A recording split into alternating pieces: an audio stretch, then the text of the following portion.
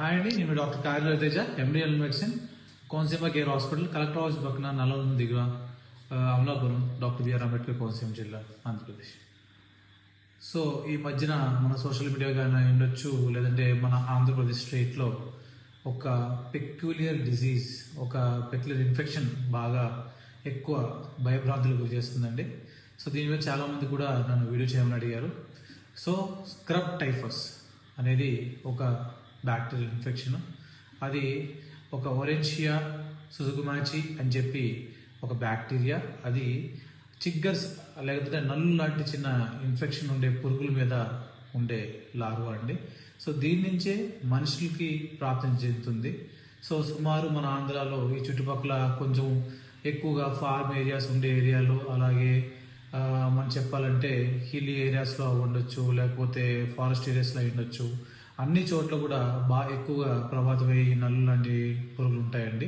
దాని మీద ఇన్ఫెక్షన్ అయ్యి ఉండే ఈ ఓరియన్షియా సుజుమాచి అని చెప్పి ఈ ఇన్ఫెక్షన్ మనకి మనుషులకి సాధారణంగా రాదు. ఈ పురుగు ఏది ఉందో అది మనుషుల్ని కుట్టి లేకపోతే దానివల్ల మనుషులకి పాకడం జరుగుతుంది. ఎక్కువగా ఫార్మర్స్కి గట్ట ఎక్కువ కనిపిస్తుంది, కానీ ఈ మధ్యన ఈ ఇన్ఫెక్షన్ సాధారణ జనాల్లో కూడా ఎక్కువ కనిపిస్తుందండి. ఈ రోగానికి వచ్చే ముఖ్యమైన లక్షణాలు ఏంటంటే జ్వరం, తలపోటు, ఒంటి నొప్పులు, ప్లేట్లెట్స్ లేదంటే ప్లేట్లెట్స్ పడిపోవడం, లేదంటే లివర్ ఇన్ఫెక్షన్ అవ్వడం, లేదంటే లివర్ కింద వాపు రావడం, అలాగే ఒంటి నిండా కూడా నల్లటి మచ్చలు అంటే ఇషార్ ర్యాష్ అంటాం.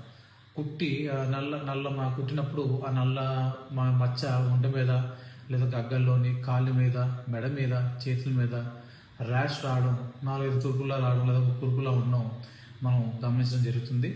దీనివల్ల బాగా ఎక్కువగా జ్వరం, చలి, అలాగే నేను చెప్పిన సింప్టమ్స్ అన్ని కూడా కనిపిస్తాయి. తలనొప్పి కూడా ఎక్కువ ఉంటుంది, ర్యాష్ కూడా ఉంటుంది.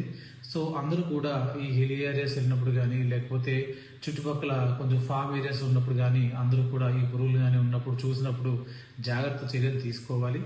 ఇది మనం సాధారణంగా ట్రీట్మెంట్ చేస్తే తగ్గిపోయే రోగం. అందరూ కూడా కంగారు పడాల్సిన అవసరం లేదు. అర్లీ సింప్టమ్స్ ఉన్నప్పుడు సరైన బ్లడ్ టెస్ట్ చేయించుకోవడం ద్వారా ఈ రోగ నిర్ధారణ జరుగుతుంది.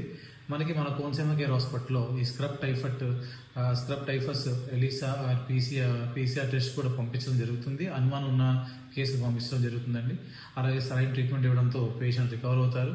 కానీ ఇలాంటి సింప్టమ్స్ ఉన్నప్పుడు మీరందరూ కూడా జాగ్రత్తలు తీసుకుని జాగ్రత్తగా ఉంటారని తెలియజేసుకుంటూ థ్యాంక్ యూ వెరీ మచ్.